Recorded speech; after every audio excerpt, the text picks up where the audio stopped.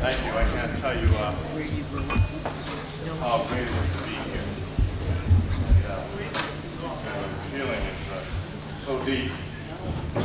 And you know, we go through this life and we have the sum total of our experiences. Now, Stanley and I, we grew up as kids from 9 years old. We were together in and around drum corps. I started in Holy Trinity, and Stanley was in Cambridge. His sister and my second oldest brother were going out together. And so I knew of Stanley through my brother, but we had not met. It wasn't until 9 years old that we did meet. And he came to Holy Trinity to watch some of our rehearsals, and I was in the junior corps at that time. And I want to say that two great men that will always stay in my mind as the greatest on the planet, circa, what's that? 1960 to 2000. And Father Carr, he passed in 84, but thereabouts. It was Robert J. Carr, and of course, George Bonfiglio. I mean, they set a barrier. It was just unbelievable. And what made George such an icon in my mind, when we hit the field, it was, I remember the time,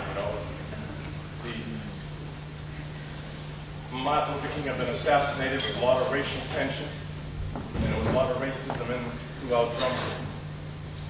George Bonfiglio didn't think nothing of letting a drum line come in and give us great latitude to be creative. And at that time, circa 1968, with the top drum lines in the country, there were no drum line came even close, but we had 5 black members in the drum line, and out of the 4 snares, 3 were African Americans. And up to that point, there had never been 3 snare drummers to lead a drum corps. And of course, the 4th snare being John Pretra, we set a measure, and because George had, he had set levels of expectation, and we were not going to let him down. It was a tremendous time. And Stanley Maynard, what made Stanley so great is his spirit. Stanley Maynard was born with a birth defect. His hand was small, his right hand was smaller than his left. And to be able to perform at levels was just unbelievable. That's what inspired me. And so we got together again, but this was via the Facebook.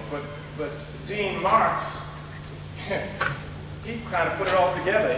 He talked to Stanley, and Stanley said, "Have you heard from Robert?" Robert's on Facebook, and so the Dean sent me a message on Facebook that he just spoke with Stanley, and here's his telephone number. Well, I called Stanley, we get together. That was like a Tuesday. We were together on Saturday, and it was just like homecoming.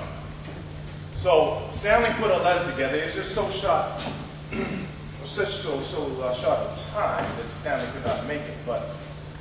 And these are his words. He says, "A warm and sincere greeting to all of the 27th Lansing family, especially those of you who are at the Bonfiglio home on Cambridge Street with George, Patsy, and their children on that special occasion in October of 1967, when in his basement George unveiled his dream and vision of the 27th Lansing Drum and Bugle Corps. The group of renegades and misfits that took the field in 1968 were from Revere, East Boston, Cambridge, Roxbury, Dorchester, Everett, Malden, Alston, Watertown, Braintree, West Roxbury. We were drum corps drifters. The boys from the hood and the boys from the band that mixed with the core of the defiant icy reveries. We were, in a sense, a group of rebels that didn't fit in with the, quote, towny image of drum corps tradition, who without a great degree of professional training were extremely talented and had brought into George's dream of reaching for the unreachable. We had chemistry which, in my opinion, could never be duplicated. We were the seed of that lance of greatness which was to come. We were, in the words of Ike Ionessa, the who. As I have heard that many have passed away, including the latest, our dear friend Kathy Quinn, who you call C. Quinn, C-Quinn. To me, I offer my sincere condolences to all who have borne these losses. Thank you, Jim Wedge, Ike Ionessa, Paul DeBasio, and Jim Buckley for your tutelage and dedication. In closing, let me say that even though I did not see your faces, once in 94, once more in 94 was an anniversary tribute to the legacy of the 27th Lancer family. Sincerely, Stanley Maynard.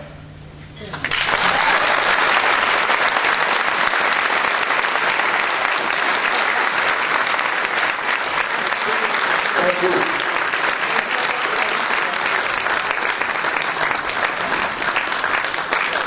One more thing, anybody in the class from 1967, the parade, until 1986, there are certificates. On snare drum and play off so I get stuff to.